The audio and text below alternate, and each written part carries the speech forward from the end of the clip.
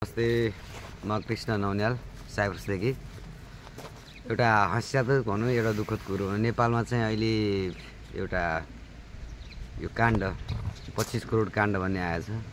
जुन व्यक्ति हिजो जेलमा बसेर आएको फेरि त्यही व्यक्तिले तस्कर गर्यो भनेर फेरि त्यसलाई जेलमा हाले पुरा भयो। यत्रो पैसा, विदेशी पैसा नेपालको गभर्मेन्टलाई थाहा नहुनु अनि बीचबाट समाते जस्तो बहाना गर्नु, कतै न कतै यो चाहिँ ठुलै माफिया सरकारी मान्छेले यसमा मिलोमत छ जस्तो लाग्छ हैन। अब जुन देशमा सेक्युरिटी राम्रो हुँदैन त्यो देशमा चाहिँ यस्ता तस्करहरू मौलाएको हुन्छ। सरकारी व्यक्तिहरू र नेपालको गभर्मेन्टमा बसेका लिडरहरूको नै हात हो जस्तो लाग्छ मलाई चाहिँ। अब अरू साथीहरूको धारणा के जस्तो यदि कमेन्ट गर्नु होला हैन। विदेशी त्यत्रो पैसा अनि चाइना लग्दै थियो भन्ने गरेर समातिन्छ। एकचोटि जेलमा बसेको मान्छेलाई त्यसको ब्याकग्राउन्ड के कस्तो छ, त्यो कुन मान्छेसँग लिङ्किङ थियो, त्यो सुन तस्करमा पहिला चाहिँ को मान्छेलाई त्यो कुरा पर्दाफास नगरेर अहिले चाहिँ हाइलाइट गर्ने पत्रकारले राम्रो काम भएको छ भन्ने।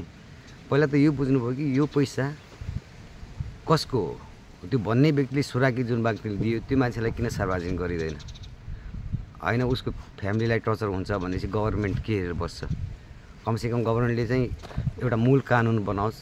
यस्तो व्यक्तिलाई जेलमा बसेको व्यक्तिलाई फेरि छुट दिएर फेरि बाहिर निस्किएर सजाय काटेर आएको व्यक्तिले फेरि त्यही काम गर्छ भने कुनै कुनै व्यक्ति त्यसमा इन्सल्ट हुन्छ।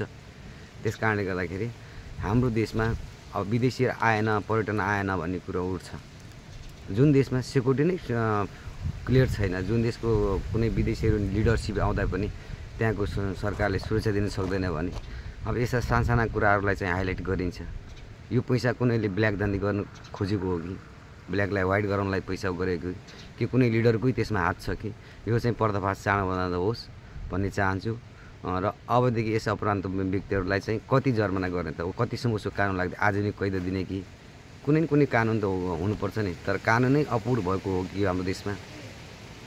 यसैले यस्ता व्यक्तिहरूलाई चाहिँ को व्यक्तिले उसलाई त्यो दिया हो त, सुराग दिने व्यक्तिलाई पनि कुनै न कुनै थाहा भयो होला नि त। यसरी पैसा आउँदैछ भनेर कसरी थाहा भयो त्यो व्यक्तिलाई? के यसमा नेपाल राष्ट्र बैङ्कलाई पनि थाहा हुँदैन यत्रो पैसा कहाँबाट आउँछ? अब त्यो इन्डिया भएर पनि आएको छैन, बोर्डरमा पनि समातेको छैन भनेपछि यसमा ठुलै व्यक्तिहरूको हात हुनसक्छ लाग्छ। यसैले हाम्रो सरकार भनेको एउटा लज्जास्पद छ अहिले देशको अवस्थामा। अब पार्टीगत रूपमा गुन्डाराज चलिरहेको अवस्था छ। यसको एउटा प्रतिफल पनि यो हो हैन। अब त्यसैले हामी सबै नेपाली एउटा कुरा के छ चाहिँ अब नेपालमा एउटा स्ट्रङ गभर्मेन्ट चाहेको अवस्था छ। चाहे त्यो डेमोक्रेसी राजतन्त्र किन्नुहोस्, यी नेताहरूले चाहिँ यो राष्ट्र बनाउला भन्ने आशा कसैमा पनि छैन। यिनीहरू त के भन्छ एउटा भारतीय विस्तारवाद भन्थे जो पहिला माओवादीले, उनीहरूमै लिप्त छन् कि अहिले पनि। अनि अर्को कुरो राष्ट्रिय स्तरको इस्युमा यो त देशकै एउटा लज्जास्पद कुरो लाग्छ कि मान्छे समातिन्छ, पैसा कहाँबाट आयो भन्ने कुरो खोलिँदैन, त्यसलाई हाइलाइट गरिन्छ। 25 करोड समात्यो भने एक दुईजना पुलिसहरूलाई चाहिँ स्याम्पेथिक दिन्छ, उसलाई चाहिँ कि गिफ्टेड दिइन्छ। म जब राष्ट्रको सेवक हो भने मैले चाहिँ कुन व्यक्तिबाट कहाँबाट आयो त्यो मान्छेलाई खोलो लगाउनु पऱ्यो नि त। जेल हालेर उसलाई राख्ने अनि चाहिँ त्यसलाई गुपचुप गर्ने हो कि?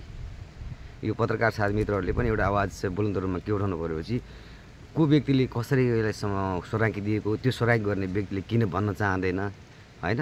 यी कुराहरू चाहिँ एकदम ओपन रूपमा आउनु पर्यो। यो धेरै नेपालीहरूको इच्छाको कुरो हुने विषयको कुरो पनि भयो। त्यसैले हाम्रो गभर्मेन्ट यदि साँच्चै चाहिँ राष्ट्रिय स्तरको एउटा नीति बनाउने हो, यस्ता कुराहरू बाहिरबाट नआउने किसिमको बनाउने हो भने, सेक्युरिटी राष्ट्रलाई दिन सक्ने हो भने यी कुराहरू पर्दाफास गरेर गर्नुपर्ने जरुरी छ भन्ने मेरो लाग्छ। हस् त, धन्यवाद, थ्याङ्क यू।